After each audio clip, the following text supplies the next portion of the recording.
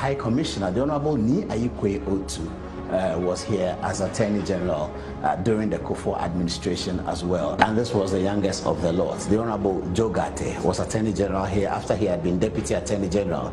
The Honorable Jogate is Member of Parliament for Isikadukaten, and he's also the Minister for Railways. And then the first female Attorney General that we had here is this lady, the pretty and brainy Betty Mould Idrisu, was Attorney General here under Professor Mills, appointed by Professor Mills, before later on she became Minister for the Education. And this is Martin Alamesi Benz Kaiser Amidu. He was Attorney General after Betty Mould Idrisu, one of the shortest serving Attorney Generals. He was here for just about a year.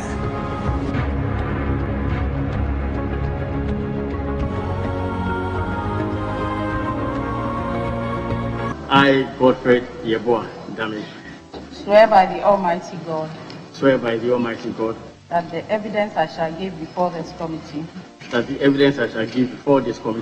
touching the matter in issue shall be the truth, the whole truth, and nothing but the truth. So help me. So help me God.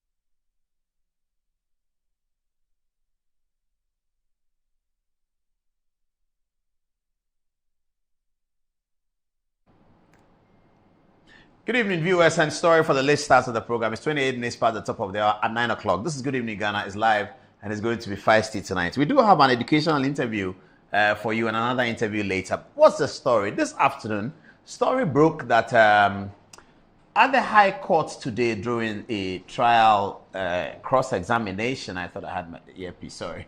At a trial cross-examination, one of the accused persons said something very, very wild. Captain or retired Captain Jakpa, who is on trial as the third accused person in the famous Atuforsen ambulance trial, is reported to have told the court that he had had engagements with the Attorney General, and thereafter that a press conference was held by the NDC's propaganda secretary, Sami Jemfi, and Joy FM News, City FM News, all of them discussed that this evening. Tonight, we have the full story and a better story, and that's why we began our show with the history of the Attorney Generals of Ghana and the roles that they have all played in the development of our society. So the story is about Sami Jemfi, the propaganda secretary of the NDC, the learned Attorney General, Godfrey Yeboah Dame, and a judge. And we'll be getting that in some great detail. We'll be explaining what we know because, of course, you know that our lenses checked everything out. So we know what Sami Jemfi is saying. Some of it is true, some of it is untrue. And we have seen the Attorney General's public response that has gone to the media. We'll go through that as well. And then we have more. We have the judge who sort of created a meeting between the two parties, etc., etc. So we'll wait for all of that. But now, though, we begin with a short interview. That's very, very important. Often we come here and people at home also work hard. We go about our business. We have colleagues in the office and we say, we don't understand why this person is behaving like that. Why is the person like this today and like that tomorrow? And then we end up saying, it's a bad woman, it's a bad man, it's a bad girl, da, da, da, da, da. apparently there's something called mental health, to which all of us could be susceptible, actually. And we may not even know, because in this part of the world, we don't sort of take that very serious. I've had people write text message to my videos and say, Paul Ademoji is mad. I say, it's okay. Are they right? Are they wrong? How do we know? Okay, so Doc is here to help us. Good evening and welcome to Ghana. Is this your first time in Ghana? Yes, it is my first time. Good evening to you and good evening to all the viewers. Hi, South Africa. Yes, it is wonderful. So tell us a bit about yourself. So you are a mental health expert, but are you also a regular doctor? Yes, I am a qualified medical doctor with over 10 years work experience. Most of my career has been spent in the mental health field, in the Department of Psychiatry. So to speak, I've been sitting on both sides of the consultation room as both a doctor and a patient. So my journey is related to being a mental health advocate who is speaking on behalf of doctors as well who live with mental illness, but for also to be the voice of people living with mental illness. Your book is entitled The Conducted Mind? Reflections of a Convoluted Mind. Convoluted Mind? Yes, a journey with my mental illness. You are a victim of, you're a patient of mental illness? I'm not a victim. I'm somebody who's thriving despite mental illness. Yes, that's important correction. But why do we call them patients? I'm guessing you think we shouldn't describe them as patients. We can call them patients, but I would not want to call them victims of mental illness. I believe that saying someone is suffering from mental illness, they may be struggling with it, but calling them a sufferer renders them a victim and is a disempowering term. So I choose to refrain from saying that I am suffering from bipolar disorder. Instead, I say I am thriving despite it. It is a reality that mental illness can be very debilitating, can be limiting to one's way of functioning of life. Oftentimes people don't understand what it's about. So I'm somebody who's living with bipolar disorder for the past 23 years. It is a condition that many people can joke about, can ridicule, but I'm living proof that you can thrive, you can live a very dignified, winning life with the mental illness. And I'm here, I share openly to give hope to people, family members who have loved ones who are struggling with this, to people who are living with mental illness, to have hope. So that's my purpose in this journey, to say, look at me. And to be honest, I took 16 years to get to a place of acceptance. I knew in my mind, as I was told, that I have a mental illness, but I did not have a full understanding of what that meant for me. So I would fight it. The difference now is that I have stopped being the enemy of my illness. I have befriended it. And one of the biggest things that I do is to confront stigma, because I realize that, you know, we have so much in common in South Africa and Ghana and in Africa. There's so much stigma, and at times people feed the stigma, and then it creates a lot of misconceptions. So to say that I am a medical doctor, qualified, over 10 years work experience, and I'm also living with mental illness, a condition called bipolar disorder that is poorly understood, to say I want to also work with people in authority to bring a different understanding and with society as well.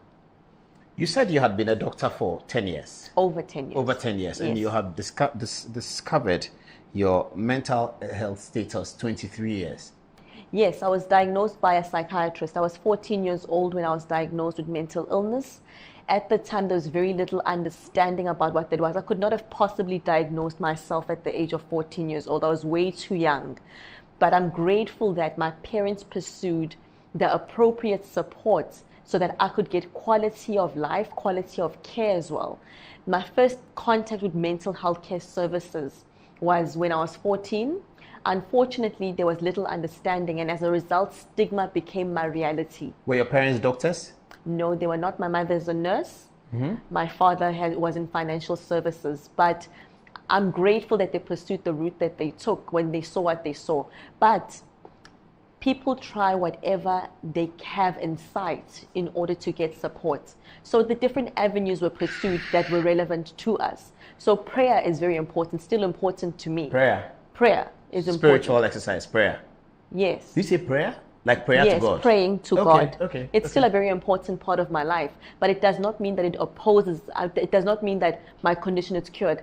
As much as we have the reality of HIV, people can still pray to God and take their ARVs with mental illness. I prayed to God as well. And despite that, I'm not cured of bipolar disorder. I live with the condition, and it does not mean God loves me any less. So unfortunately, there was little understanding. And as a result, I found myself being exorcised because people thought I had a demon. So I experienced spiritual stigma, so to speak, religious stigma. From a cultural perspective, others said I was bewitched, that I'm too intelligent and someone is jealous of me and that kind of a thing because I was a high performer at school and academically. So many things were used to explain what was happening to me. What I'm grateful for is that I had at least the definition and the intervention, even though the rigorousness and the thoroughness came many years later. But at least the quality or the type of intervention that was appropriate for me was there. Wow. It's a very, very interesting and chilling story. What did your parents see at age 14 for them to suspect that you needed diagnosis? So the reality is that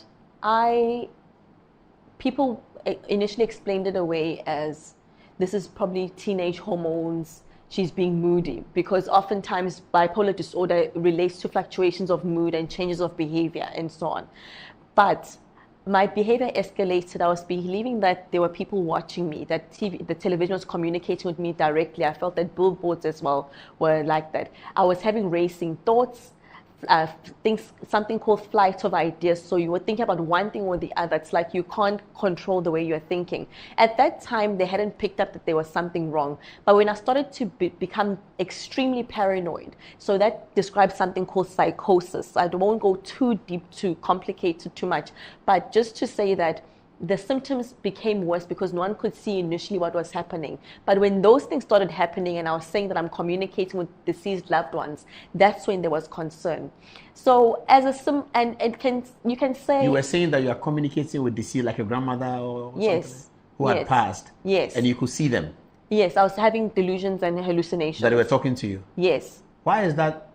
I don't know why is mental that. State. That could be true. A mental state. For those who believe in life, so that spirituality, it could be true. Yes, but that's why we have the specialists. That's why we have the people who can tell, the psychologists and psychiatrists who can say, is one having something that's within the norm of their religious belief systems, or is one having what is called a religious delusion, or having a psychosis. So at that time, my parents were becoming very concerned and they pursued the necessary support. So, you're saying something very important here to say, how does one know the difference? I was very angry with this concept called God in my mind because I thought, how can this person or being called God house a demon in a young person? Because people were saying I'm the weakest link. I was very angry for the longest time. But I've learned along the way to make sense of it for myself. What I want people to realize is that when people talk about mental health interventions, they are not there to make you reject your belief systems, your cultural belief systems. It's to say, embrace the fact that there might be a reality of mental illness as well. No one is saying divorce your belief systems in choice or in selection of what is maybe deemed Western intervention. It's to say your belief systems are important, but also consider, as much as one can have diabetes, you take your medication for diabetes, you take your medication for hypertension, you take your medication for epilepsy. But for some reason, when it comes to mental illness, there's a different approach. When one fractures themselves, you go to the hospital, you bring them flowers, you bring support, you tell them to get well soon. When one behaves strangely, the illness becomes the person. So there's a lot of stigma and unfairness. I believe, and the reality is that when I overcame my own personal stigmas towards myself, I became braver, I became more empowered. And because I have lived experience, but also the advantage of professional experience, to have seen people walking my journey as well, I have a greater level to say, I am a medical doctor, I have the qualifications, I've been working in the specialty as well of psychiatry. But also, I have lived experience. So there's no sense of saying, and also, I come from a... So are you a psychiatrist specialist? I've trained in residency for a period of 4 years, but I took a different route after that. I'm doing the work that I'm doing of advocacy work. So What did you start training in residency? I'm sorry? What did you start training whilst you were in residence? Are you saying why? What did you start training? Psychiatry. Yes. But you haven't completed. Yes, no, I went for 4 years in the psychiatry department. I was a medical officer since 2016. Then in 2020, I decided to focus more on the advocacy work that I'm currently doing now. And I believe for mental health. Yes, yes. So parents listening to you, and this is in the concluding part of the interview, parents listening to you now, what should they be looking out for in a 14-year-old, 13-year-old, 12-year-old, 17-year-old, 19-year-old? To make a determination that this child may need attention? Change of behavior from their norms. So for example, if somebody is becoming more withdrawn, so mental illnesses come in different forms and shapes depending on what the diagnosis is. Oftentimes bipolar disorder manifests at that young age, along with the schizophrenia as well and depression as well.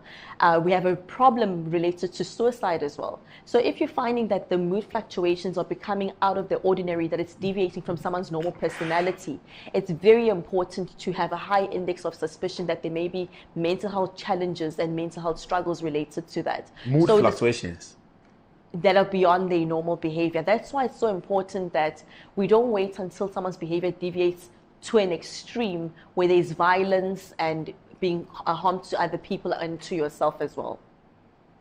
So it's a very serious condition then, isn't it? Absolutely. It's very serious. As I said, and it can affect society. It can affect relationships. It can affect family unity. It can affect all of that, can't it? If not controlled, it can. If not controlled, I like that caveat. You know, I'm asking you these questions, and I'm sure viewers are very interested in this interview, because here in Ghana, there's a public celebrity who has informed all Ghanaians that she is bipolar. Now, what happens to this young, otherwise very gracious lady is that she does a video, you know, this video they do on social media, and then she starts talking about everything that has happened to her and mentions people's names and the whole situation. She's even been sued by some of them, those whose names she's mentioned. But she gets what they tell us is called a relapse. Mm-hmm. And every now and again, she's back on video and is talking. How would you relate to something like that? You know, I empathize because I empathize with the struggle that the condition is not well controlled. Mm. Unfortunately, we're living in the era of social media that is unforgiving, in the sense that if you're having a full episode in full view, at times it's difficult, even if people know you're unwell doing those things or saying whatever you're saying. Unfortunately, it's hard to erase those things, and not everybody has an understanding. One of the risk factors related to mental illness, particularly bipolar disorder, when one is in a state of being uncontained, is the reality of reputational damage. It's one of the risk factors. So in the sense that, you know, you can have a risk of falling and so on, but one of the risks related to the condition, because you may be having behavioral symptoms where you're not acting in a normal way. So one of the realities is related to reputational damage. So that can be a challenge. I believe that if people are aware of the reality, I think as much as... This reputational damage you talk about, in what form can it manifest? By conducting yourself in ways that could damage your reputation? Absolutely. That's exactly, you saying it correctly. That is what it is. So when we speak about a risk assessment, so a patient, for example, comes into the ward and they could be a date. So you'll say they are a risk to themselves and making types of risks that one can be subjected to. So risk to self. It can be risk to other people. That could be a risk to other people, saying things that might not be correct or not appropriate to say. Then it is a risk in a mental state, depending on how you present. And one of the things I have to highlight is people must not be painted with one brush. As much as with other conditions, it can manifest in different ways. It doesn't mean that all people with bipolar disorder will present in the same way. These symptom clusters are, for the sake of time, I won't be listing everything, but it doesn't mean that all bipolar people are behaving as however the public figure is behaving. So it's important to know that they may be showing a symptom, but to not paint with one brush. And like I'm saying, I really hope that the person gets the rigorous intervention that they need for the sake of their own well-being, because it's a very traumatic time when you're in the depressive episode of your illness and you are now recollecting or recalling how you were behaving, and you can't undo that. So that is one of the reasons why I'm so passionate about mental health advocacy. As I'm sitting here, I'm all the way far away from my own country to say, have a different picture of mental illness, have a well-rounded picture. There are difficulties, and to not write someone off based on whatever their presentation is, especially knowing that they are unwell in that state. So if I may ask, are you married? No, I'm not married. If you were going to get married to a man, would you tell him that you have bipolar disorder? As much as one can say they have hypertension, as much as they can say they have diabetes, I would say I have bipolar disorder as well. It's Do you not recognize in the culture of South Africa and as you mentioned, other African cultures, maybe Kenya or West Africa, if you were to tell a man that you have a bipolar disease or bipolar disorder, he may decline. He may not, then he doesn't belong in my life. He would not be the candidate for me to marry then. Because he will be afraid that you can get angry and beat him up. Then, that's what we are told about bipolar. Unfortunately, they would not be educated about the condition, and I don't think it's only a gender thing about a man or woman. I believe that the condition itself is still highly stigmatized. I'm very grateful that I have an incredible support structure. I've met amazing people in my life, and they don't look at the illness. They don't look at some gay being in an ill state. They look at me holistically, and they have a good example of what a person with mental illness is. And I hope that people have a different perception of what mental illness is about. If we hadn't encountered you tonight, it would be difficult for most Ghanaians who look at social media and look at this public figure that I talk about, the lady, and to think that a person with bipolar disorder can't go through medical school for 7 years and even begin a postgraduate training. Absolutely. That's amazing. That means your bipolar is quite different from the one that we see on video here in Ghana. That's very brutal. What we see, very brutal. May I share? My condition is quite brutal itself, the one I'm living with. Bipolar disorder presents in different ways. It is a reality when one is unwell and it's not controlled. The difference is that it is controlled currently, but I'm not having a separate bipolar disorder. The diagnosis, there's symptom criteria that have to be satisfied. Mine, I have had many relapses along my journey. I have met many struggles. Obviously, not necessarily the same presentation, but to say mine is a different kind of bipolar disorder, I would challenge that, because there's a time when my prognosis was not good. There's a time when I was disabled by my condition. I was booked off work for 6 months due to incapacity leave because I was unwell and I needed to rehabilitate. But the difference is that I had the privacy of home and family and support, and an incredible support structure in the multidisciplinary team that was providing care for me.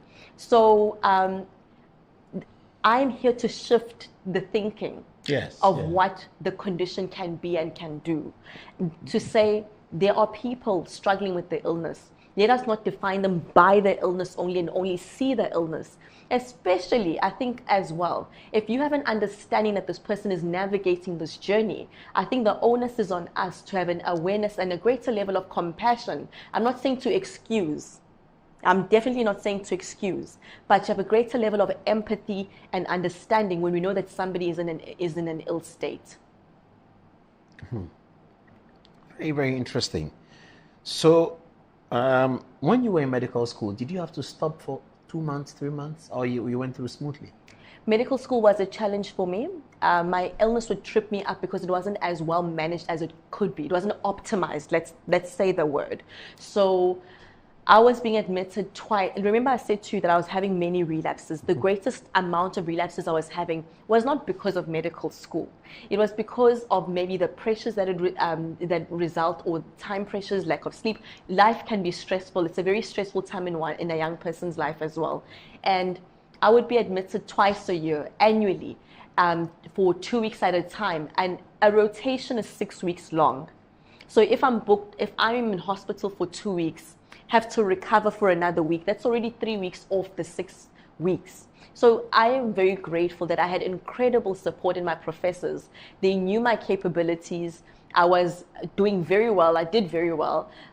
But obviously, there had to be provisions in the sense of the fact that I'd be away from school at times. So it's not a measure of intelligence. As much as having diabetes, hypertension, epilepsy, you are not measured by the condition. That is just living proof of that as well. So I live with a very difficult kind of bipolar disorder as well, type 1.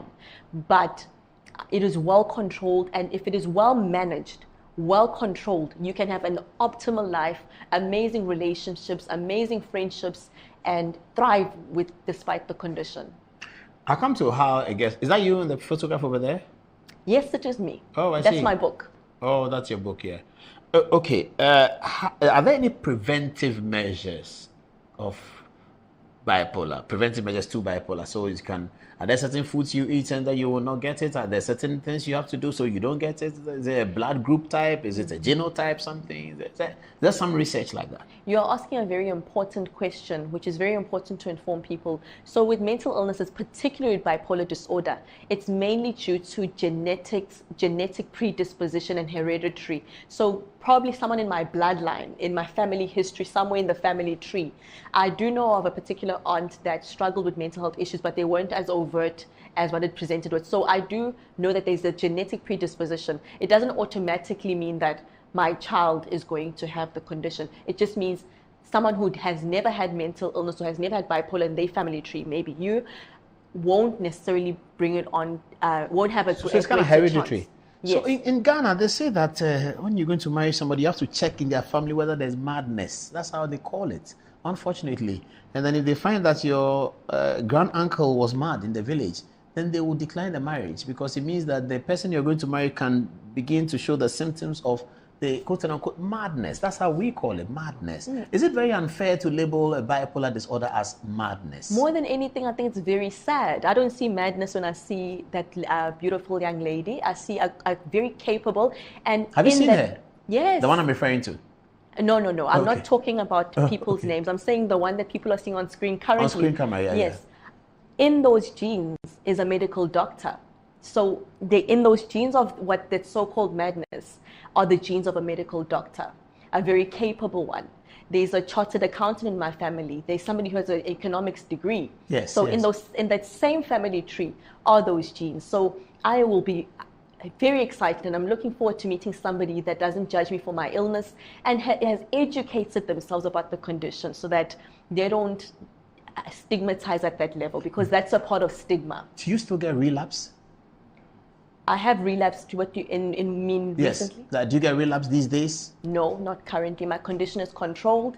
I'm taking medication. It's controlled by drugs. I would not be able... So there are drugs available for that? Yes, absolutely. So if you take the drugs, is there an 80% chance that it will control the condition? If you're on proper management, 100%. Okay. I'm sitting in front of you. I would not be able to sit in front of you without my medication. So those who show mental health relapse every 2 weeks suggest that they are not on proper medication? There are complex issues related to that. It could be related to the medication not being optimized. Sometimes people can be resistant to responding to the treatment. Maybe they've relapsed so many times, so it's difficult to control it. At times, oftentimes, people lack insight to their condition. And when they lack the insight, they reject the support, they reject the care, and then the condition is not controlled. But with optimal support, I am living proof. I'm sitting in front of you, I'm speaking with you confidently and able to advocate not just for people living with mental illness, but advocating for myself and able to challenge certain misconceptions related to people living with the condition. This is interesting. Wow. So where is that medicine sold? Must it be prescribed by a specialist, or is it in pharmacies? Absolutely. I have a psychiatrist who manages me. So I'm managed by what is called a multidisciplinary team. And that consists of my psychiatrist who administers my medication, prescribes it. I take an injectable medication. I take oral medication twice a day. I have a psychologist who I see on a weekly basis. And I do realize that resources are limited in terms of access or frequency of getting the care. But I'm speaking on behalf of saying that if your condition is supported well and there's the right care, and I have an incredible support structure.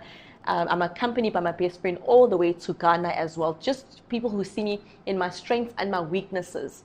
Those people are integral to my care because they don't see some kid the bipolar. They know somebody they've journeyed with, somebody I went to preschool with or went to primary school with, and they know me when I'm winning and they know me in my seasons of struggle, but they don't define me with the condition of madness. So I think the most important part you're sharing with us from the advocacy is the way we respond to the mental. Absolutely. It's a major issue. I think it's really, really major. We call them mad. Yes, that term is the term itself is stigma. It is a label. And so who is mad? If mental health is not mad, who is mad? Is there another condition that we can call mad? No. Zero? No. Then you would call me mad. When the Bible says that the guy approached Jesus, a madman approached Jesus, a madman from Gadara approached Jesus Christ, what does it? Are they also getting the nomenclature wrong? By describing somebody as mad in the Bible, he approached Jesus. Sometimes there's so many things. He was cutting himself with stones. This is a madman. Then you would call me a mad person. Then no, you're not. No, you sound very credible. I have bipolar disorder, which is a term which is a condition that is often called as madness. That's what I'm trying to.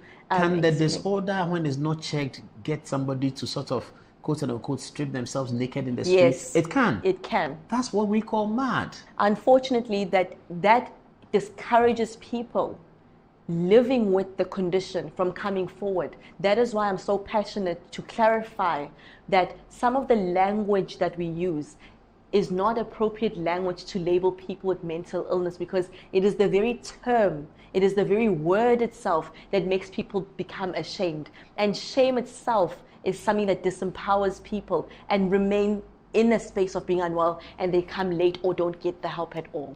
So that's why I'm saying that if people with mental illness are called mad, then I would fall in that category. And you are challenging me and saying that, but I'm not mad. No, and you're that, not. Yeah. Absolutely. Then that's what I stand with my people then. Can we meet your best friend who followed you all the way here? Absolutely. Oh, please bring the best friend in. Whilst you get some text messages, let's do one of each. Antoinette and your team get the text messages. It's okay. Let's walk onto the camera and come and take the seats by her friend. And then we can say congratulations to her and thank you very much for... what's her name, by the way? Tommy. She can pass behind me. I think it's faster here. Tommy. I had brought you a copy of my. I had brought you a copy of my book. It's in my bag. Yes. I get that. Please sit. There. Yes. Okay. Hi. You don't have a mic, so they can't hear you. Can you take a good photograph of her so that our viewers can see it? Yeah, they're doing that. There you are. There you go. So thank you so much for coming. Is your first time in Ghana? Yes. Yes. Okay. Are you enjoying Accra? She says she's loving Accra and enjoying it. Have you had fufu or kenke to eat? I've had fufu many times. Oh, you've had fufu? I see. Okay. Excellent. Do you have some messages for her? Let's wrap it up. Yes, Antoinette, what are people saying? Okay, so actually, Abdul Majid has a concern. He says, good evening, Paul. I have a daughter who will be 5 years in September this year.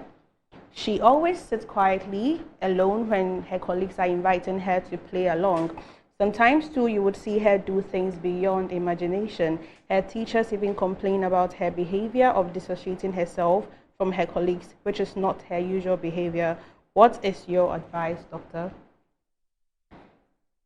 Okay, you have another one, or you want her to answer that? Yes, madam, you can answer that. Yes, I'm happy to answer that. Yes. So my response to that, I want to create an awareness that mental illness can present at a very young age, as young as 3-4 years old. So we have child psychiatrists, child psychologists who are trained to manage such presentations. So I would encourage you to take your child to the nearest mental health care facility and describe what you are seeing, and that is what will be helpful.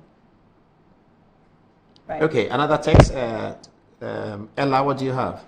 Okay, so this one is also from Kofi Osei. He says, this is an amazing discussion, Paul. A lot of people need these support systems in our society. It is important for people who have the expertise and are living testimonies to come forward and share their beautiful stories. Thank you for this particular interview. Fatty.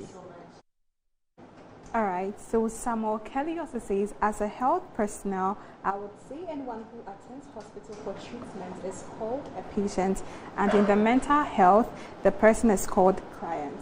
I want to add to what the doctor said, that these are various levels of diseases. Some are even not noticeable, just like autism. We have various degrees of all diseases, but as cited by you, psychosis is also a disease like headache, stomach problems, and as the doctor said, same as diabetes and high BP, which can be cured. Back to you, Paul. Wow. Okay. What's your? I got a message from somebody who says that I should give your number to them. They want to tour the.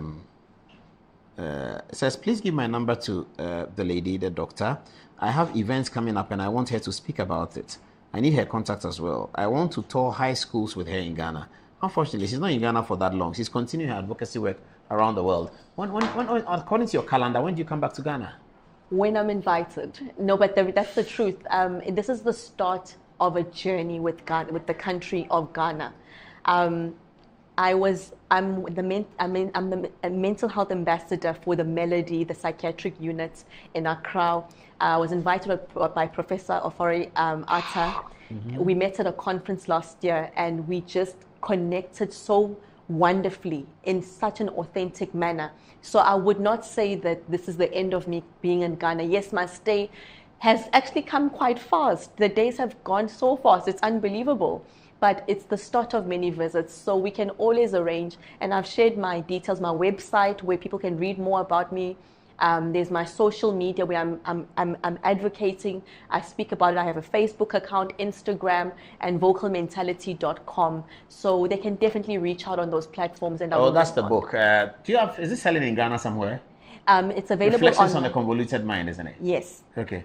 Yes. Is it selling in Ghana? It's available online currently. It's online, okay. Yes, on Amazon.com. Amazon, all right. And people can get it? Yes. Wow. Great. Excellent, Doc. Excellent. Thank you so much for your time. Thank you so much. We will just put this on social media, so we'll send you a video so you can put it on your website as well. I'd be grateful. Yeah, and then we can do that. Okay, viewers, we'll take a short break. When we come back, we continue with the rest of the program. It's such a delight having her in the studio. And I hope we've all learned lessons from it. From today, we don't call such people who have such conditions, same as high blood pressure, same as diabetes, same as HIV. We don't call them mad. They have a mental condition. I'll be right back after the break.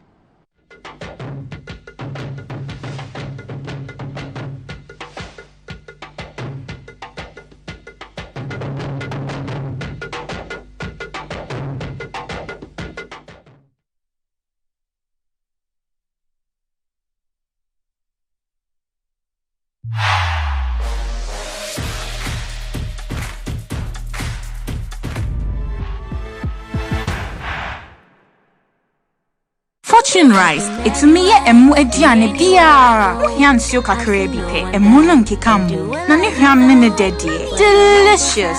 Said your mama tie no pepepe. Ye the Fortune emopa abedwaso. Ghana mo ede. Ma emu ediane nyina. FDA aje ejedi enkrato yatum. Ago Ghana for Mama Dada yo. Me the dead na va. Dead spices are would running in every jaso. If we come your job away, no use dead spices. We don't go job. If I don't feel Taste the inside. Yeah, the natural spices, Papa na yeah. Noodles unabeza. Everywhere you go, dead spices. Just the one. No more dead spices. Aji baby, dead. Taste na chicken. Kaji go. But dead spices here what Jenny say. Nanya good taste. If we say yeah the natural spices and yeah you gonna hey yao. Ani you want all purpose stew, noodles, curry and nutmeg and a jollof. Dead spices taste yummy, taste lemon. Dead spices taste day inside. FDA ejedi enkrato ya too. Alive soap. Just like how water refreshes you on a hot sunny day, it takes a refreshing bath with Alive soap to feel its pleasant fragrances. The soap I want and need at the end of every day, leaving you with soft, smooth and fresh looking skin. You make me feel alive, you really brighten my day, my day. Available in lemon, coconut, rose and aloe vera fragrance. Alive soap. Feel fresh, feel alive.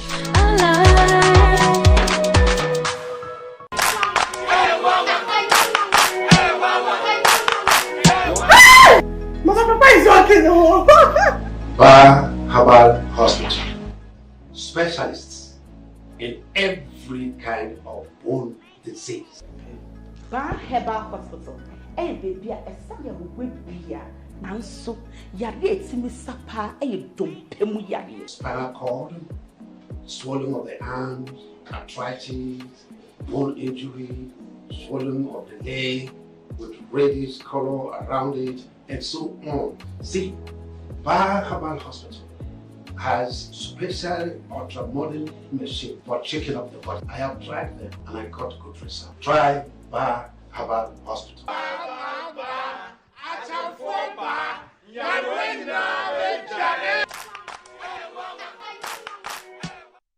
Welcome to elbowthwest.com. We are back bringing you the latest lineup from Betway. Betway starts strong with their front two with Free Play Friday and Swipe Bet. In the middle, you've got all the control with Cash Out and Build a Bet. Plus, with Win Boost, you can boost your sports bet. At the back, they have Smart Picks and the Partial Daily Jackpot. You always get way more with Betway. As you can see. These adverts have been vetted and approved by the Gaming Commission of Ghana. Bet responsibly. No under 18. Terms and conditions apply. Betway. Get way more. Our stories begin right here, and we never write them alone. There'll be pages we love to read again and again, and some we want to tear out. They are stories of dreamers, stories of creators, stories of strivers, stories of believers, and we're inspired by them all. We invite you to write your story with us. Your story matters. APSA. Yɛda Jamal Washing powder foforɔ no a wɔde nnura ahorow a ɛbɔ ma yi nkekaeɛ asoro no adi. Ɛyɛ hwam. Ɛma wo nsa ho nhyehyɛ wo. Ɛna ɛpu ehuro nso yie. Ɛyɛ nkekaeɛ ankasa. Oh, I still to be. The Jamal washing powder for front sachets are Kayei enum aba. Eyi nkekaeɛ ankasa. Anima. For Jamal washing powder, bottle 30. Can you ma ode beji aware? Hey. New Jamal washing powder. Emanya meniti. Ne musu ye hwam. Wo ho kafo a oma won taade niti. FDA age edwedie nkrato. Chicken rice. Etumi ye emu aduane biara. Hia nsuo kakra bi pe. Emu no nkekam. Na ne hwam ne dedie. Delicious. Said your mama tie no pepepe. Ye the fortune emopa abedwaso. Ghana mo a ede. Ma emu aduane nyina. FDA age edwedie nkrato yatum.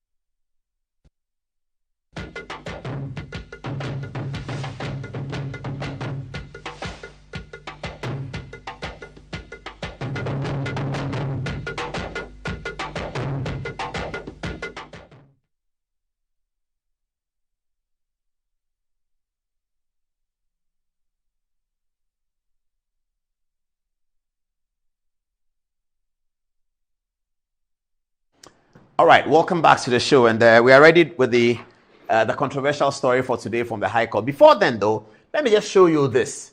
The other day, when there was a political campaign Dr. Bawumia and Nana Akufo-Addo were going around in 2020 or 2016, and they promised the Kayei people that they were going to get hostels for them. Of course, we know what the response from their opponents were. They said that they can't do it, it's not doable, they won't do it, Anyway, last Tuesday, just at going to press time, we were told that, in fact, Dr. Bawumia has turned the vision and the promise into reality, that he's actually gone to commission the completed hostels for Kayei. It never happened in the history of Ghana. Kayei's have been there from the late 1950s. Kayei's were there even before independence. Kayei's and their activity in Makola markets was there before independence. When Kaneshi market was done in the 70s, Kayei's went there. Abobloshi now has become the hotbed for keeping Kayei's. Most of these Kayei's, as we call them, are young women who have come from the north in pursuit of a better life.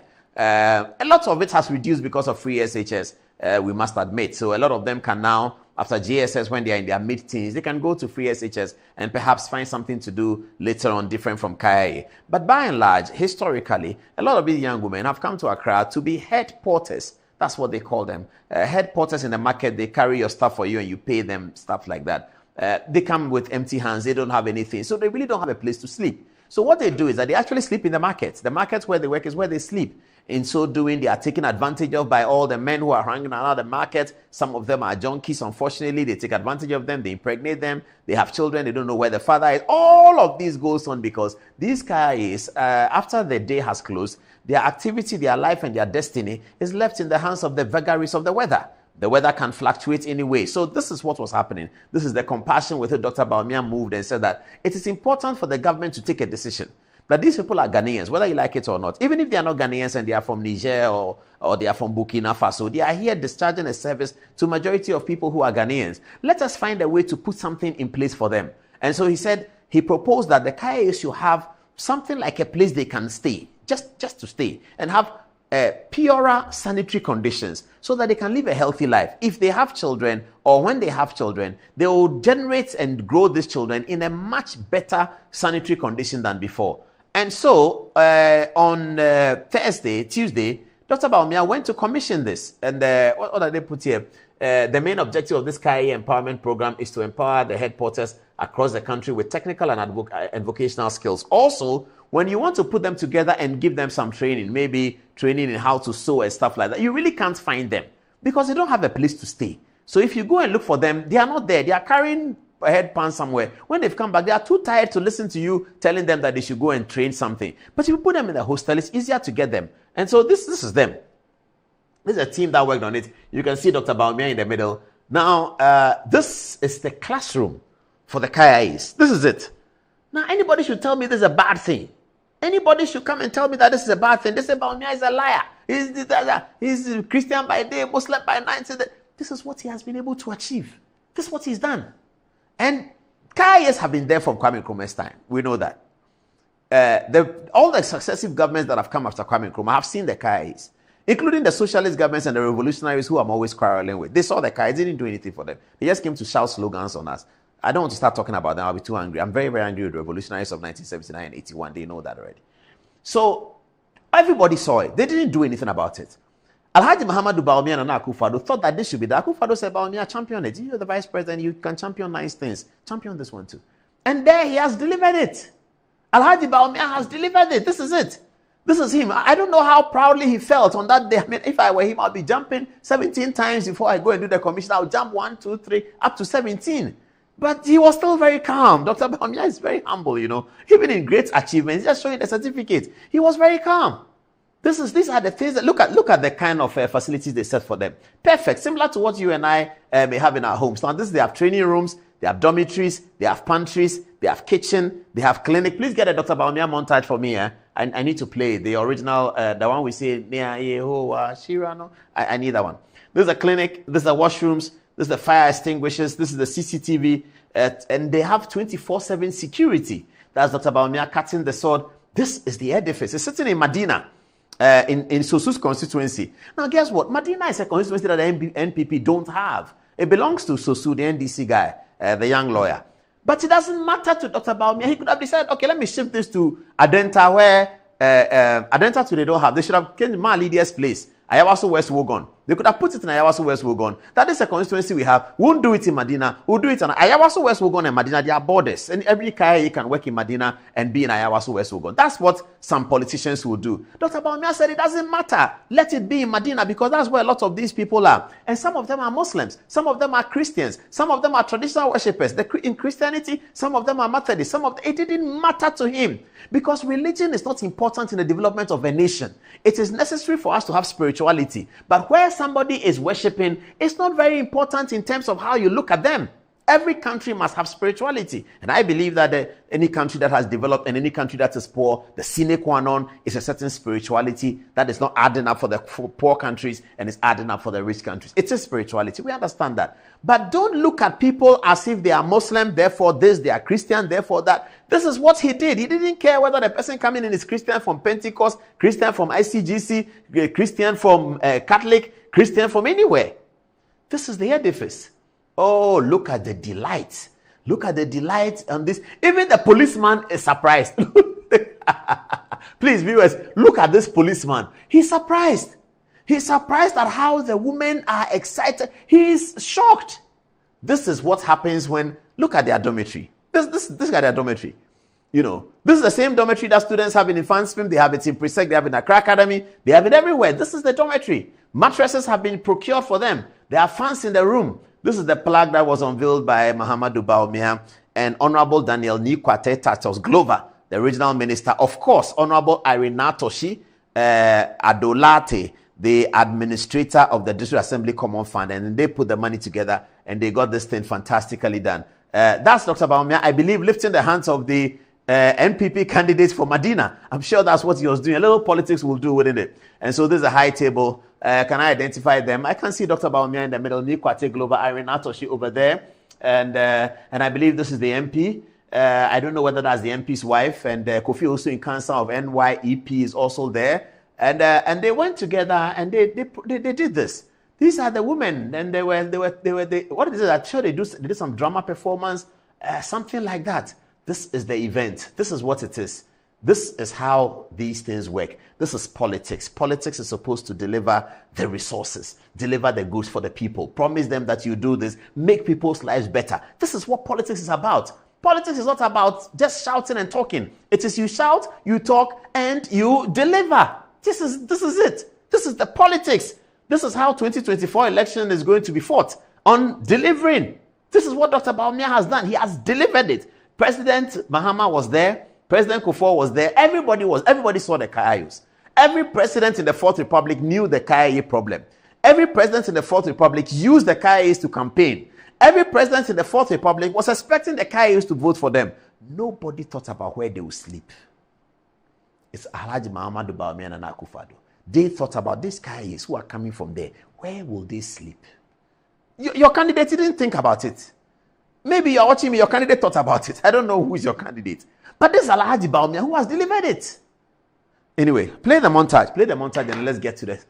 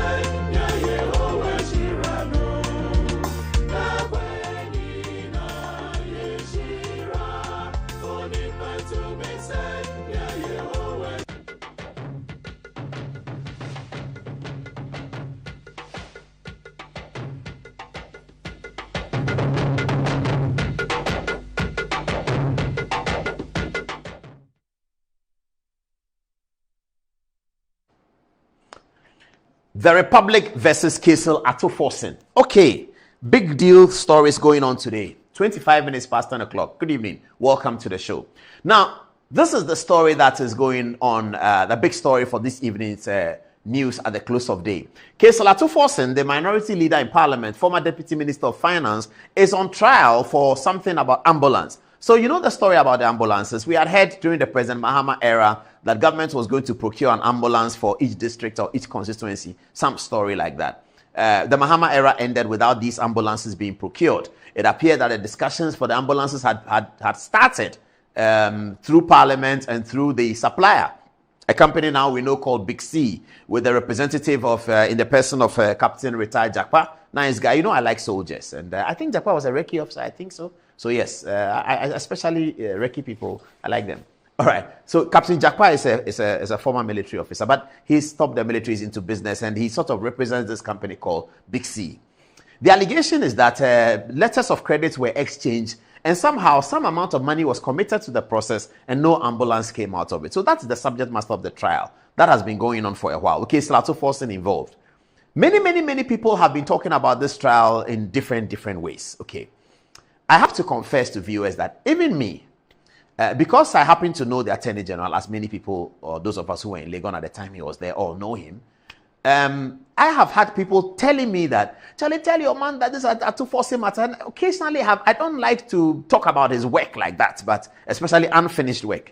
But occasionally I've chipped it in and I say, oh, Chief, this is your matter. He just smiles, he doesn't say anything. And I've done it more than once. And I've told the people that the matter is in court, but I've told him about it. And he has had a lot of pressure on him over different cases, including especially this Atoforsen one.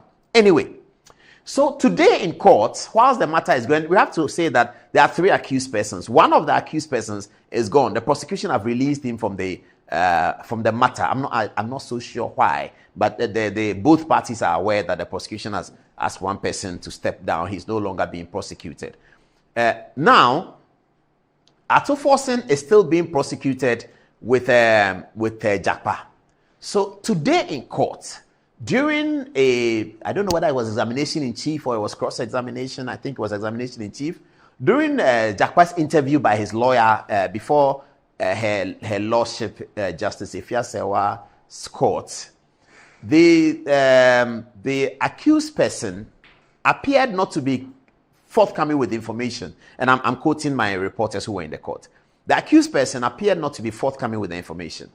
And then the Attorney General is reported to have said something. And then the accused person got angry and said, was it not you, Attorney General, who called me or met me and spoke to me and directed that I should toe a certain line of action so that it will be easy for you to release me and for you to incarcerate Atoforsen, something along those lines? Just about midday or so, that statement from Jakpa was making the rounds on social media. I got a message all the time. People were texting me. In fact, the people who started texting me on this were Ghanaians who live abroad. They started texting me first. I don't know whether the trial was being followed on social media by somebody or something like that. But yes, they were texting me like that. So I saw it. And I forwarded it to friends of mine. I said, what's happening in court? And then they said, don't you have I said, I have a reporter there. When we close, you tell me. Okay, so the reporter came and said, this is what happened. Then the guy said something like that. But I asked the reporter that, so in terms of the record, what went into the record? He said he's not sure. Of course, he won't be sure. But then it's made the news big time. So this is the story. The story begins with Godfrey Dame, Kayei Atoforsen, and Jakpa. We're going to tell you everything. Before we go on, let's see what Sami Jemfi, the propaganda secretary of the NDC, what he told reporters outside. Of course, he's an interested party. Atoforsen is a minority leader. He's an interested party. That makes sense. So Sami Jemfi was in the court. After the court, this is what he told reporters. We have times without number explained why we think that Honorable Atoforsen is innocent and that this whole case is needless. Now, the matter has been before the courts. Various witnesses have been called. The minority leader himself has opened his case and closed his case. Currently, the third accused is being cross-examined by lawyers for the minority leader, who is the first accused. And today, cross-examination was done by our own director legal, Edigi Tamako. So we're all in court to monitor the proceedings. But we were shocked to the marrow when the third accused, under cross-examination, disclosed to the courts that the Honorable Attorney General has been reaching out to him, calling him over the phone, that he has met with him in person, and that the Attorney General has been asking him to give false testimony to the courts and skew his testimony in such a way that corroborates the case of the Attorney General against the first accused, so that the first accused can be convicted and jailed. He said this in open courts and asked that it should be put on record. And the leadership also directed that same should be captured by the record. And so what we are talking about is something which is on record. And we as a political party are totally scandalized and disgusted by this development. All right. We as a political party are totally scandalized by this development. Okay, whilst I'm at this, producer, please get me President Mohammed's concern, the video on security agent. That's later. But get me that so that we don't forget. All right. Sami Jefi said, we as a political party are scandalized. Scandalized by what? The allegation, and which is what the guy said in court, is that this is Mr. Jakwa here. Mr. Jakwa here told the lawyer in cross-examination, he mentioned it, in cross-examination, that the Attorney General has been urging him to fashion out a certain testimony and evidence. Jakwa is the one on the bottom right, and Kayei Salatuforsen is the one on the up right, and Leonard Attorney General is the one on the left. Jakwa on the bottom right is reported to have told the court that the Leonard Attorney General has reached out to him so that he may fashion his evidence and testimony, so that the evidence and testimony that he gives will form the ammunition that the Attorney General needs to convict Kayei Salatuforsen. This is the story that he told the court in the mathematical equation. He says, Attorney General spoke to me. This is Attorney General. He said, Attorney General spoke to me that I should fashion my evidence in such a way that Kayei Salatuforsen will be convicted so that I will not be convicted. Well, the two of them are on the same trial and the allegations are similar. Atuforsen is alleged to have procured some papers, letters of credit issues that benefited him so that they could bring the ambulance. The letters of credit were procured. The benefits may have accrued, but the ambulance didn't come. It took Hawakumsin and Nana Akufo-Addo to provide those ambulances. We all know that story. I'm sure it's a story that's coming up for 2024 election. We'll do a song about it. Ambulance, who brought ambulance, who didn't bring ambulance. Anyway, so this man says, Captain Jakwa says that he was told to deliver a certain angle that will make Atuforsen convicted. That suggests that the Attorney General really doesn't have the Atuforsen conviction documentation, or he doesn't have the case. That's what it suggests. That's what Jakwa suggests. That Attorney General didn't have the power, the authority, and in fact the argument to convict Atuforsen. So he was looking for him to help him be able to convict Atuforsen. Is that also? I think that makes sense. That's very basic for all of us to understand. All right. If that were the case, let's now go in to see the documentation that has been exchanged between the two parties. Now, the Attorney General already has achieved the prima facie case against both of them. He has already achieved that. A submission of no case from Kayei Salatuforsen, and I believe himself, has already failed in the court. So what happens is that the Attorney General opens his case. He's opened his case. He's lined up what he wants to say about them. After he did what he said about them, the court then allows the accused persons to respond. In their response, the accused person has the option to say that, I've listened to what the Attorney General said. He has not made any case against me. They will look at the rules of the prosecution. They will look at the Criminal Offences Act and the procedure and convince the court that based on this and that, that the Attorney General and the prosecution have not been able to make any case. If the court agrees with them, they will sustain, as they say, their application for submission of no case. That application will be sustained by the court if they agree with them. If they don't agree with them, the court will tell them, no, we don't agree with you. The Attorney General has raised a prima facie matter. You need to answer it. That stage has been crossed. For a prosecutor, once you cross that stage, you are almost on the highway. You are waiting for the rest of the matter, but you're almost on the highway. The Attorney General has successfully crossed that stage. Now, a prosecutor who is struggling to find conviction is not one who has already achieved the prima facie. that a prosecutor who is struggling to find the conviction is one who is not able to get the conviction properly. A prosecutor who has crossed the submission of no case and has succeeded thereon is not concerned about building his case. He's already really on the highway. At that stage, it is the defense that is chasing the matter. It's not the prosecution that is chasing the defense. At the beginning, when the prosecution make their case, they have to satisfy everybody that the case has been made. Once the prosecution satisfies the court that the case has been made, from then on, it is the defense that is chasing the matter. It's not the prosecution. Okay, let's move on and see a few things. Now, there's something called plea bargaining, okay? Plea bargaining means that when the accused person has accepted that I have done something wrong, but it was inadvertent, manshada, but I've done something wrong. Injegbe, as they say in Ghana, injegbe, but I've done something wrong. So the Parliament of Ghana has passed a plea bargaining law in Ghana. It was always part of the process, but now it's been made stronger because it's an act of Parliament. And therefore, under Article 11 of the Constitution, is one of the second most important categories of laws in Ghana.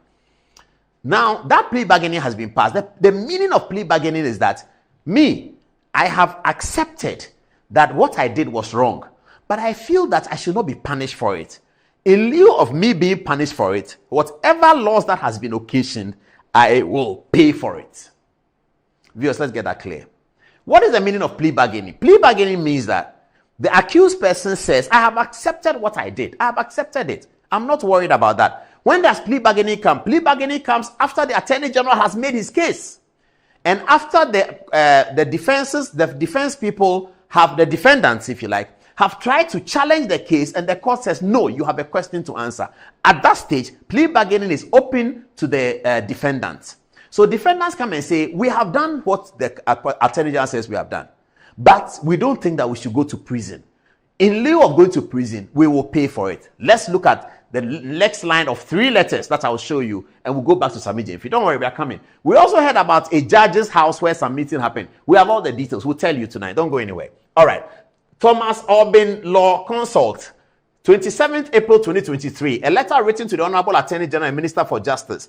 It says, Dear Sir, case number so and so, case Salatu Forsen Sylvester Animana, who is now out of the case, and Richard Jakpa, proposal from Big C Trading Company. Okay, viewers, let's look at this well. They call it a proposal from Big C Trading Company. So it goes as follows. We act as lawyers for the third accused person. Third accused person is Richard Jakpa. Okay, the same person who says Attorney General has been telling him that he should come and design his case so that Atufosin will go to jail and he won't go to jail. This is him writing to the Attorney General on the date of 27th April 2023, last year. This is what he says. It says, we act as lawyers for the third accused person. As you would be aware, the matters that have resulted in the Republic instituting the above proceedings against the accused persons arise directly from a contract dated 19 December 2012, entered into between Big C Trading Company Limited and Government of the Republic of Ghana. Big C Trading Company Limited executed the contract through its local agent, Jakpa, at Business Limited, of which our client was the board chair and currently the executive chairman. Big C Trading Company Limited has approached our client with the enclosed proposal to resolve the matter. Our client has considered and finds the proposal satisfactory and hereby forward the same to you in the hope that it will receive your favorable consideration. Viewers, this is what propaganda can do. You see, we are doing this work. Listen to them. You heard Sami Jemfi speaking to journalists today. There is some shocking, the whole world must come down, everything must come to a head because this Attorney General is some criminal. The person Sami Jemfi was talking about is the person writing to us. This is one of 3 letters I'll show you. Writing, and I'll show you the Attorney General's response to them as well. Writing to the Attorney General saying that he is begging that the proposal that they have brought, the proposal determining how much they want to pay in lieu of going to jail, that the Attorney General should consider it favorably. The person who said Attorney General has called him that, come and do your case in a certain way for me, I beg you, so that I can jail Atufosin. He didn't tell the court. You see what Okujeto did on the radio the other day? He went to talk about Obechebelam. He didn't tell the journalist that he didn't succeed in the case. Same thing Sami Jemfi is doing. Sami Jemfi doesn't show this to the journalist. He doesn't show it to them. He comes on the thing and says, hey, Attorney General has called a guy. This is the worst. He doesn't tell the journalist that there's a letter like that. But we always obtain it. You know why? Because truth will always win over evil. Truth will always win over evil. Light will always shine out darkness. You cannot have darkness and light shines, and no, light will shine out darkness. So let's get to it. That letter I read to you, I'll come back to it, but that was 27th. Now, 16th May, they didn't get a response from the Attorney General on that one. 16th May, they wrote again, same people, same law firm, citing the same case. Case Olatufosin, Sylvester Anamana, and Richard Jakpa. Let's go to that quickly. It says, we refer to your letter dated 12th May with reference to the. Your letter states that Attorney General is unable to accede. Is that the second letter? Please ask them quickly. Let me get. I wanted letter 1, letter 2, Attorney General's response. So this letter 2. Letter 1, letter 2, Attorney General's response. Okay, so this letter 2. Okay, so letter 2, I'll not do too much of this. Is this letter 2? I want 12th May, 16th May. Please, let's get it right. Is this letter 2?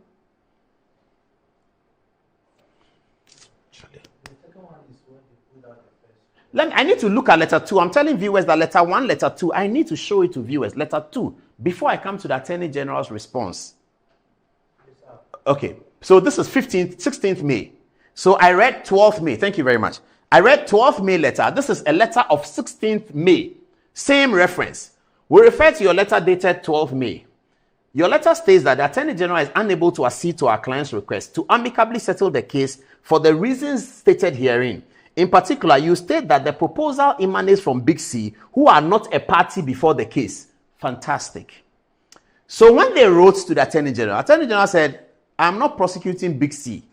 I am prosecuting Kayei Olatufosin and Richard Jakpa.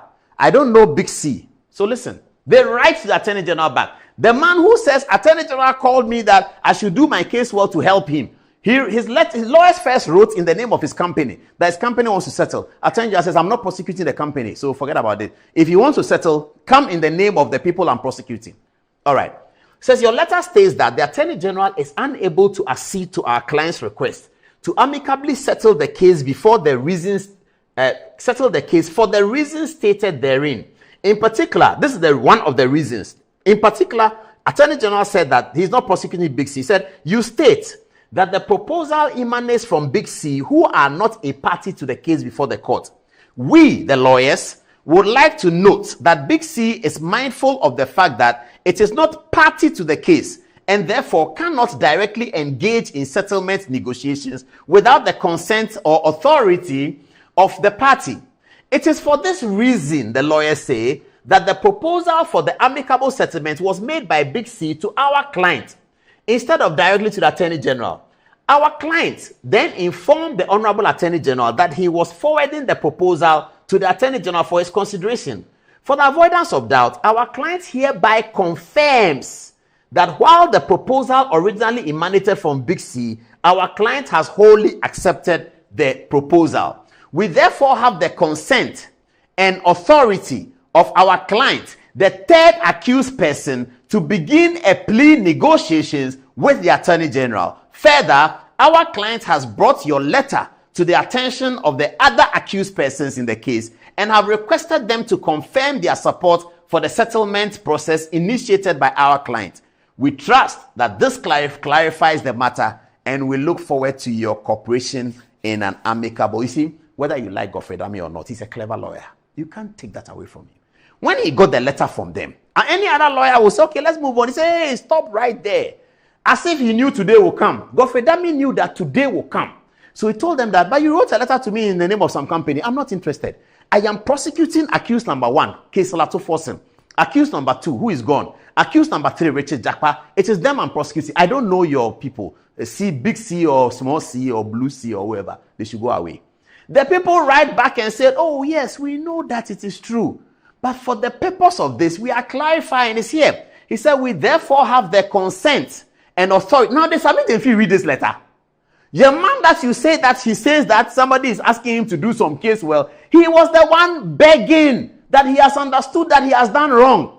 Now, if you're an Attorney General and you receive a letter like that, what are you going to tell Richard Jakpa to do for you? He don't need him. First of all, you have scaled the hurdle of the submission of no case. You've defeated them on that one. You're on the highway. And then they write and say that they are begging.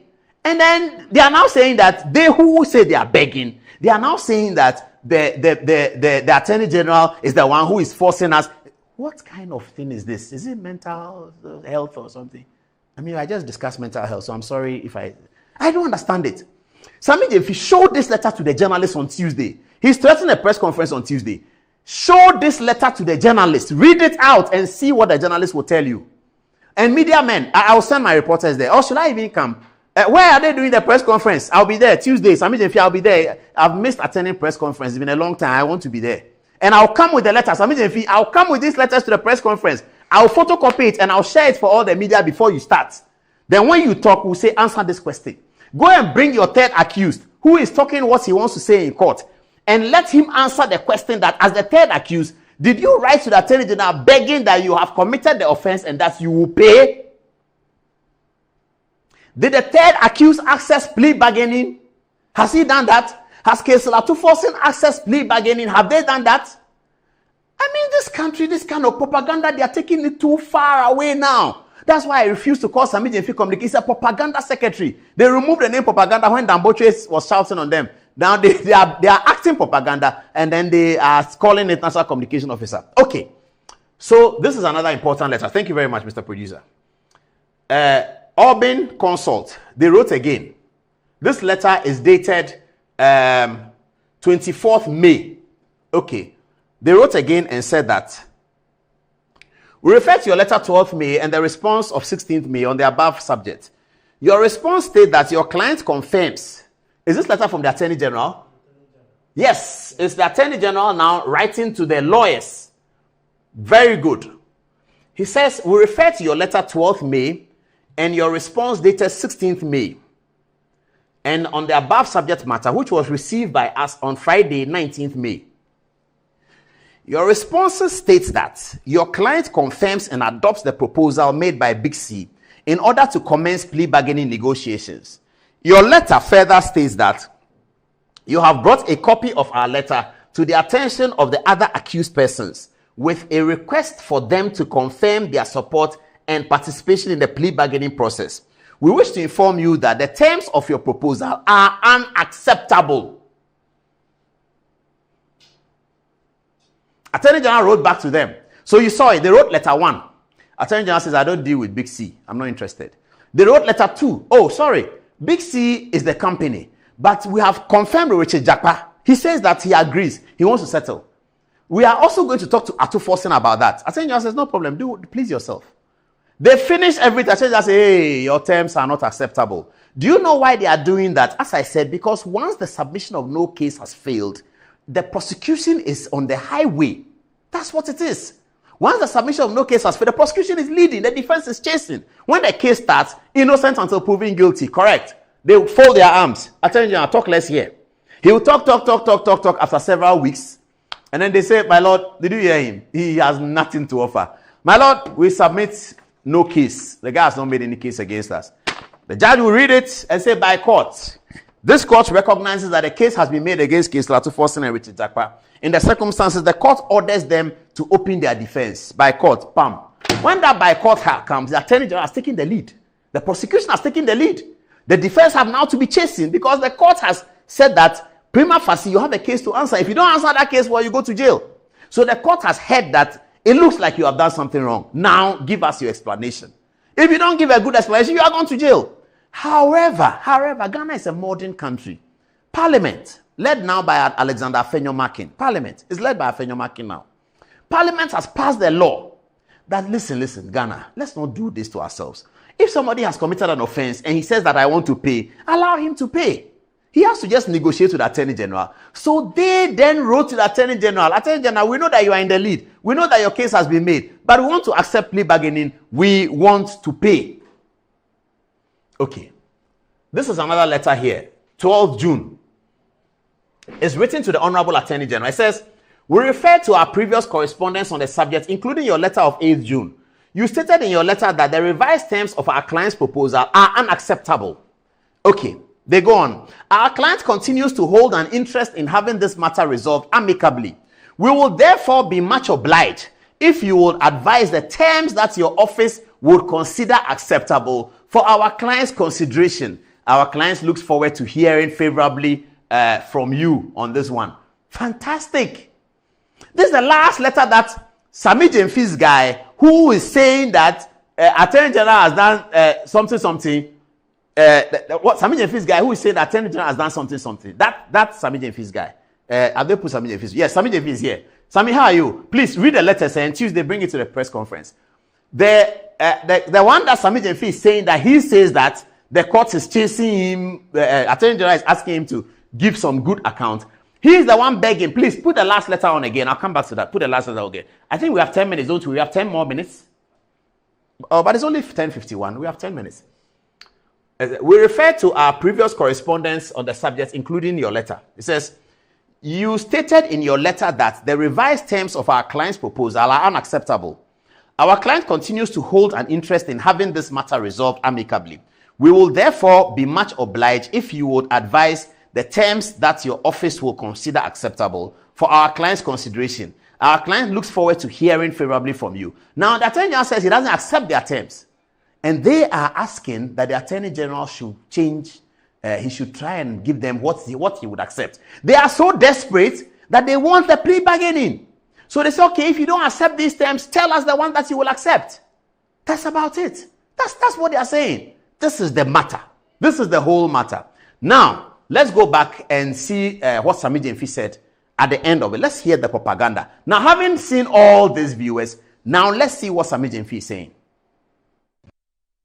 We are not surprised because we've always known that this is a stock in trade of Godfred Yeboah-Dame. This is not a man who is interested in justice or the law. This is not a man who is an Attorney General and Minister of Justice. No.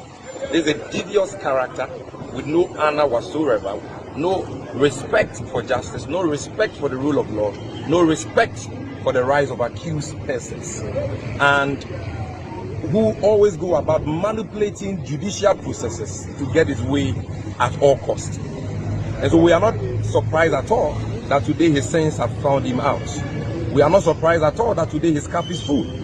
We are not surprised at all that today his day of reckoning has come.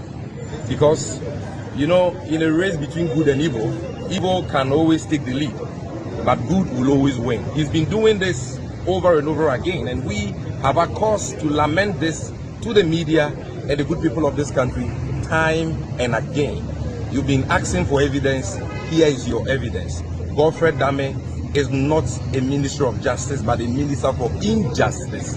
He is not interested in the rule of law, but interested in persecuting innocent people. He is interested in bending the law to have his way at all costs.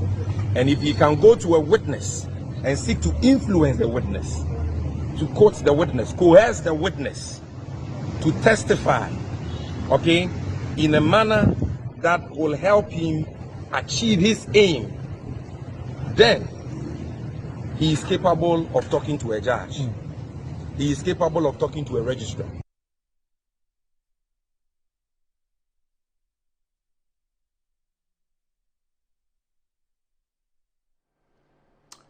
Okay, now we have the story. You heard Sami Jemfi and the propaganda. He will not tell the journalist about this. He just comes to say a story that, oh, somebody said something, cause something odious like that. Now let's get to the gossip story. Let's get to the gossip story. Okay, producer, give me the photographs. Let me wrap it up quickly and we go to text messages. Give me the photographs. Yes. So there's talk about a judge that, according to the story that Sami Jemfi told Joy FM, that where did he meet him? He met him in a judge's house. This is the conversation that they had. This is it. This is the story. The judge in question is his great lordship, the most respected Justice Yoni Kulendi.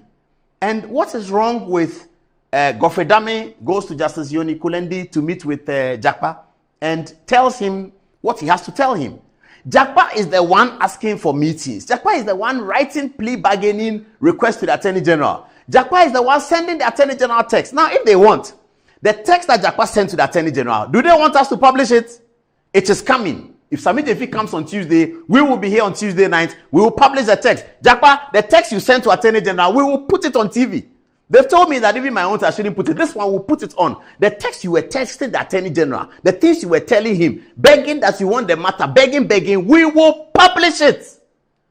This propaganda should be killed in this country. You are running elections, run elections, do your campaign, deal with politicians. Stop the lies, the propaganda, the lies. Every time they are lying, propaganda. That's why we are here. We will not allow it. Whether it's NDC or MPP, we will not allow it. There are some culprits with propaganda. Sami Jefi is one of them. He's the culprit of propaganda. Everything has to be sugar-coated and look like everything he says is to get people to be angry with somebody. That's all their life. They want to say something so that you are angry with somebody. Play the Sami Jefi tape again. Listen to him. Listen to Sami Jefi. The second one. Play it again. We are not surprised because we've always known that this is a stock in trade of Godfrey Yeboah-Dame. This is not a man who is interested in justice or the law. This is not a man who is an Attorney General and Minister of Justice. No. This is a devious character with no honor whatsoever, no respect for justice, no respect for the rule of law, no respect for the rights of accused persons, and who always go about manipulating judicial processes to get his way at all costs. And so we are not surprised at all that today his sins have found him out. We are not surprised at all that today his cup is full. We are not surprised at all that today his day of reckoning has come. Because, you know, in a race between good and evil can always take the lead, but good will always win. He's been doing this over and over again, and we have a cause to lament this to the media and the good people of this country time and again. You've been asking for evidence. Here is your evidence. Godfrey Dame is not a minister of justice, but a minister for injustice. He is not interested in the rule of law, but interested in persecuting innocent people. He is interested in bending the law to have his way at all costs. And if he can go to a witness and seek to influence the witness, to quote... You heard him. Look at the things he said about Godfrey Dame. Look at the things I've revealed here. Documentation. Please, all the journalists who want it, we are going to spread it out on our social media page tomorrow. Producer, let's do that tonight, right now when we close. As part of the thing we do post-production, let's put all the letters on our social media page. Every journalist, please, tomorrow morning, just come to Good Evening Ghana Official. Get a letter. Sami Jefi is there. Ask him the question. That does he know that the person that he says met Godfrey Dame in Justice Kulendi's house and that he was told that he should try hard and make sure that they can get Atufosin and that he will not be. Will he tell us that this is the same person who has written plea bargaining letters?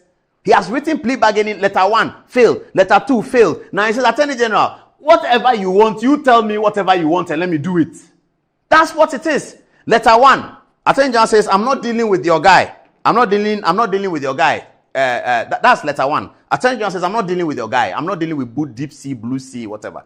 I'm dealing with accused persons. He comes and says, oh, I'm sorry. The accused persons know about this. They have agreed that and have confirmed. Attorney General says, the terms you brought, I don't want.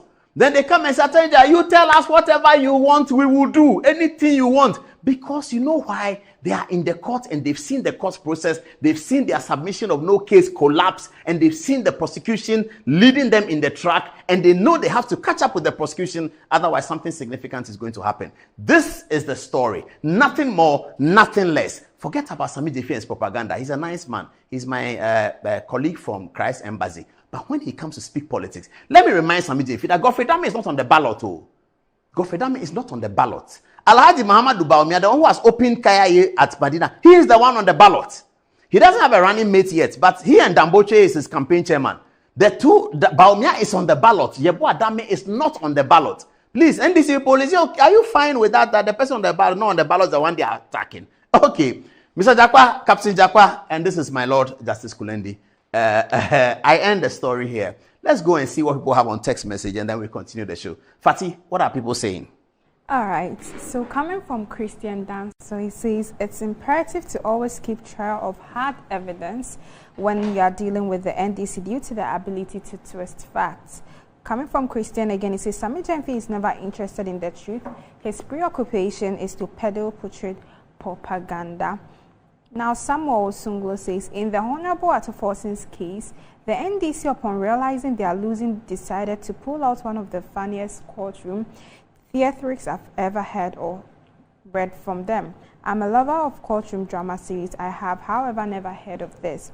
The third accused today in court under cross-examination by Tamaklo alleged, albeit ludicrously, the AG, the Venerable Godfrey Dame, has reached out to him to twist his testimony to incriminate Ato. Laughable. Meanwhile, this same third person has on the 3 occasions in the past written to the AG seeking a plea bargain, which the state has refused. He, on a letter dated 25th April 2023, wrote to the AG seeking to refund a sum of 2 million with a payment plan where he planned to first pay a sum of 500,000 euros and then later pay 1.5 million euros after 6 months. These are facts on record. How then would the AG turn around to ask you to twist the testimony to further incriminate Honorable Ato Forson, upon who a prima facie has already been established? And lastly, coming from Christian Dancer again, he says, I still can't fathom why the NDC appointed Ato Forson as minority leader, knowing that the guy could be found guilty of wrongdoing. What do you have for us? And he says, it's quite obvious that no well-meaning Ghanaian would believe the story being presented by the NDC. The notion that a prosecutor would appeal to an accused individual to testify against a case in which they are implicated is simply absurd. It is difficult to comprehend why the NDC continues to struggle with logical reasoning. With the evidence at hand, the Attorney General doesn't need an additional superior evidence to secure a victory in this case. The available evidence is more than sufficient for even an inexperienced law student to win the case against Ato Forson. These strategies seem to be a clear attempt to delay the case, but such strategies will ultimately prove futile. The theoretical drama they are attempting to create in the courtroom has become tiresome and outdated. It is time for them to move past these antics and accept the reality of the situation. This is from Sandra. She says, why would an AG who has arranged a deal with you rather hackle you in the court? Who does that? The third accused must provide a tangible evidence to back his claim. Otherwise, he should be jailed for contempt. This one is also from Kofi Miki. He says, wow, Ato Forson is begging to pay 2 million euros to save him from jail, and we have NDC members defending him. NDC will make you morally corrupt indeed. Mercy says, Paul, you are too much. And this lastly from Nyamecha, he says, Paul, the NDC have been waiting for an opportunity to hang the Attorney General from day one. He has been winning against them and they cannot stand him. Antoinette, what do you have for us? Yes, so Elder Kutin Amos says the NDC is trying desperately to repeat the same tactics and propaganda they used in 2008 just to confuse Ghanaian voters again. Discerning Ghanaians should see through their gimmicks now. At the end of the day, everyone knows Bawumia is a visionary person and streets ahead of government official one. Nana Kutin Amo from Dewale. Sadiq says, so why didn't the third accused person contact his lawyer when the Attorney General wanted to meet him anyway? If he truly is truthful to his own lawyer, fellow Ghanaians, it was a planned and cooked story between the third accused and the NDC.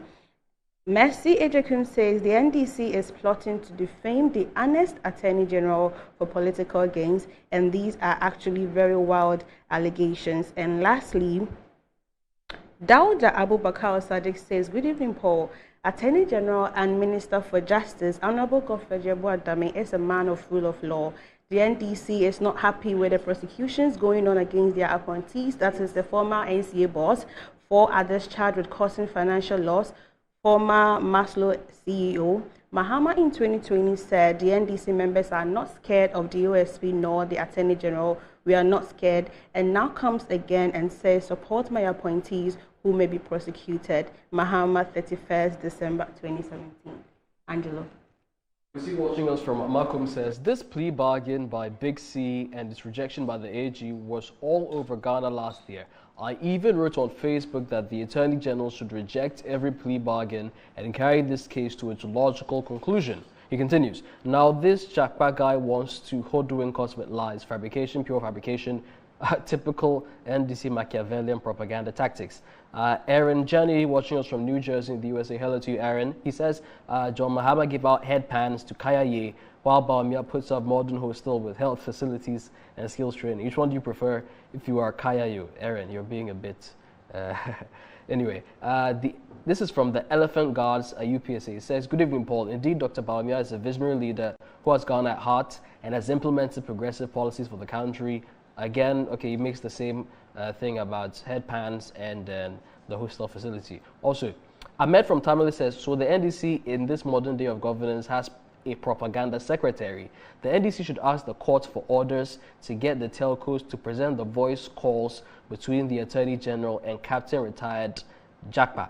Now, okay, Rifat Hussein Gunu, again, he's talking about the comparison between headpans and the hostel facility.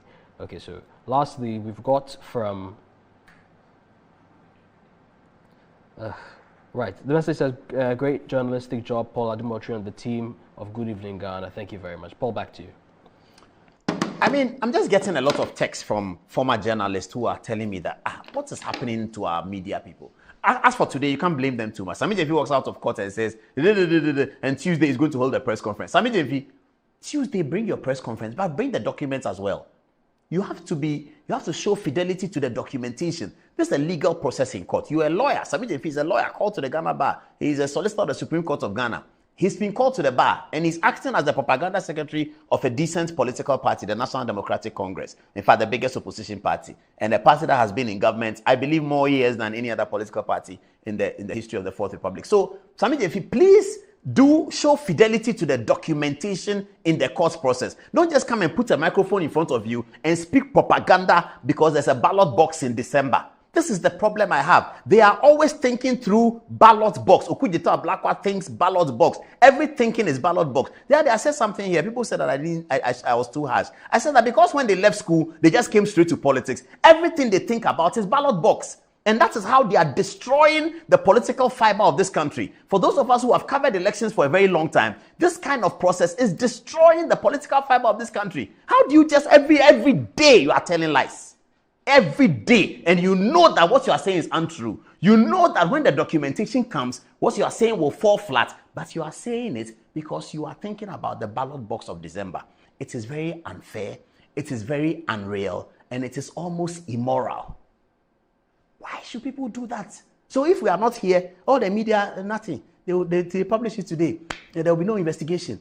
There's nothing happening. Saturday, Kweku Azar will come on news file and come and add. The Attorney General has done this, and they will have their lackeys talking about it. And then Tuesday, he'll do a press conference. You think that's how you're going to win ballot box? Yeah, you may win ballot box like that, but we'll still point out the fact to you that you are doing injustice. And that injustice will come back and hurt you. It will come back and haunt you. Those who conducted injustice in the past, you can see what they are doing today. Haven't you covered the NDC of Tony Edu? Tony Edu was very, very vitriolic against the MPP, but never will Tony Edu speak propaganda and lies. Never. Tony Edu has been on Talking Points, he's been on Searchlight, he's been on Good Evening Ghana, he's been everywhere. He speaks his firm position in his support for the National Democratic Congress. Never. Sam Piale, all those people we used to interview back in the day, Alhaji Hudu Yaya, what's that guy's name? Bid Zidin.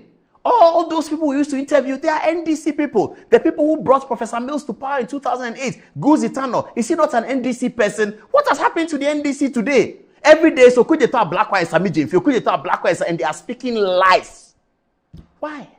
Because of ballot box. I have covered the NDC many, many times. I have been in the office of the National Security Minister, Totobi Kwachi, hundreds of times. He will encourage all young men to come to his office. All young journalists he will open his doors to. I have been in Totobi Kwachi's office when he's having a conversation to Kwame Nahoy. They didn't feel that they should sack me because they are encouraging young people. That is the NDC. Kwame Nahoy, has he ever spoken like this before? That's you, Samit Evi, you have heard. Have you heard Kwame Nahoy talking like this before? Chachuchi Kata, whom even the modern generation know. Have you heard Chachuchi Kata talking like that before? Sami Okujeto, have you heard Chachuchi Kata talking like that before? Where is this character coming from? Where is the training coming from? Why are we losing the best of our politics? Why? What is the meaning of this? Then he said they have some recording of Godfrey Dami. Every day they've recorded somebody. As for them, every day they've recorded somebody. And they have some recording, and on Tuesday in his press conference, he'll show it. We are waiting for him. he should show it and I will photocopy the documents and give it to all the media there. He should answer why the man who says he is being cajoled to support the AG's case is the same man who is begging the AG to the point where now he says that, Attorney General, anything you want, I will do. He has written a letter with his signature on it. He said, Attorney General, anything you want, I will do. This is the same person telling the judge that Attorney General is calling me that I should try and do the case so that he can jail Ato Forson. The Attorney General who is leading you in the track because he has won his submission of no case. What's the time? 10 minutes past 11. You have some more text messages. Go through them and then let's get ready and wrap it up and go and enjoy our weekend. Today is Thursday. Let's go and find some place to dance. Okay, who should I start with? Antoinette, what are people saying? Charles also says, Paul, your unparalleled analysis and understanding set you apart from other journalists in Ghana. You are actually the best among them. God bless you. Ibrahim Titus Glover and Christian Danso say intellectual analysis. This is a fact-based analysis, not conjecture and emotions. Kwame Lewis says, good evening, Paul and my noble ladies. A lie can travel halfway around the world while the truth is putting on its shoes. Even the NDC nowadays is not good at propaganda. Where is Uncle Alot watching you live from Achim? And lastly, Goma Ibrahim says, Samijan Fee is on a communist strategy as usual. His ranting would not even be a consideration of a level 100 constitutional law student. And lastly, Christian Dancer says, I still can't fathom why the NDC appointed Ato Forson as minority leader, knowing that he could be found guilty of wrongdoings. He says, Paul, I don't know why NDC politicians are bent on destroying. They do not come to put with the true facts, but they face the truth. They do not want to come to put with the true facts, but and face the truth. They want to hide at the back of such lies. Okay, this is from Jonas. He says, the NDC guys are just not ashamed. How do we even get here in the first place? The NDC is a problem to Ghana's development. This is also from Sophia, and this is about the mental health issues. She says, in my career, I take care of people with mental health issues, and believe me, it is a challenge, and we need to understand that they are not different and are trying to make a difference in their own lives. We should therefore be there for them. This is also from Isaac. He says, good evening, Apostle Paul. You are doing extremely well, and I encourage you to keep going. Henceforth, you shall be part of our daily prayer. And lastly, from Elder, he says, NDC is trying desperately to repeat the tactics and propaganda they used in 2008 just to confuse Ghanaian voters again. Descendant Ghanaians should see through their gimmicks now. At the end of the day, everyone knows Baumia is a visionary person, and the streets ahead of government shall be an official one. This is from Nana Kumti from Delaware. Fatih. All right, so this is coming from Gastiman. Gastiman says, Samichen is very interesting. How can he quickly and joyfully jump into conclusion because an accused person has allegedly said something against the Attorney General? How can you organize an entire press conference when the case is still ongoing? This looks too childish to me, especially when he has no evidence as a lawyer. Now, back to the Dr. Baomia's story on commissioning the Kayei hostel. Kweku Dane says Dr. Mahmoud Baumia plays a significant role in Ghana's development and progress. He is influential in shaping policies and initiatives aimed at improving various aspects of the country. Now, coming from Junior Akbar from Tamale, says, in fact, we are very proud of Dr. Baumia. He is a critical thinker. I think I need to move forward for now. I strongly believe that we need to move this nation forward. We have found somebody who thinks beyond. And lastly, coming from Barry Makofi Opari, he says, there have been two notable leaders from the northern region, one who served as president, that is John Dramani Mahama, and the other who served as vice president, Dr. Mahmoud Baumia. A comparison of their leadership approaches reveals clear differences. During his presidency, Leader A oversaw the allocation of 200 million cedis under the Savannah Accelerated Development Authority program, also known as ACONFIRM, which unfortunately yielded no tangible results, including the intended Guinea Fowl project. In contrast, Leader B, as vice president, has initiated a project to establish a hostel for the training and accommodation of Kayei headquarters, empowering them to acquire skills and become self-sufficient. Now to you, Angelo. Okay, so Law from London quickly says, Paul, keep exposing them because Joy FM and the others won't do what you're doing. And now Edmond from Koforidua wants to push back a little at you, Paul. He says, Paul, so you're telling the world that if someone is pleading with you to favorably consider a proposal from him, it is also not possible for you to give the person a conditioned precedence before you consider his or her plea. In other words, it can be true that all you have said about the plea bargain request is correct. However, it could also be true that the AG has requested the guy to do certain things as alleged, so his plea bargain can be considered. I guess the point of the plea bargain alone is insufficient basis to say it is impossible for the AG to engage Mr. Jakpa as alleged. Thank you. Paul, back to you. All right. We do have gone past 11. Sorry, we started the program late today, so we couldn't put out all the content. We had sports content and all of that. So we can't do that because it's past 11. We're getting off the show now. Sunday, there's FA Cup final. Saturday, I should say. Saturday, there's FA Cup final. Remember that before the FA Cup final, Prince William, the Prince of Wales, will be there, most likely with his wife. And they'll sing our favorite song, Abide With Me. Manchester United will be facing Manchester City in what looks like a very difficult task for the rest. But if Alex Ferguson is in the stadium, the spirit of Alex Ferguson will help Manchester United to win. Thank you very much, viewers, for watching this edition of the show. We'll be back on another edition on Tuesday. Good night.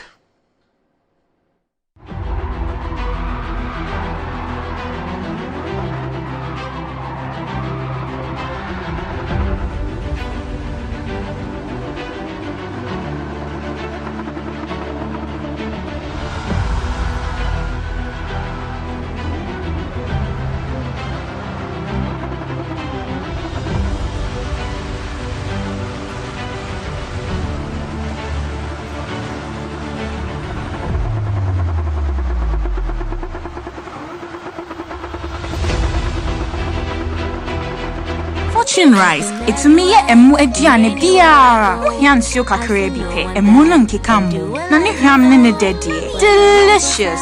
Said your mama tie no pepepe. Ya the Fortune emopa abedwaso. Ghana mo a ede. Ma emu ediane nyina. FDA aje ejedi nkratoa yatum. It's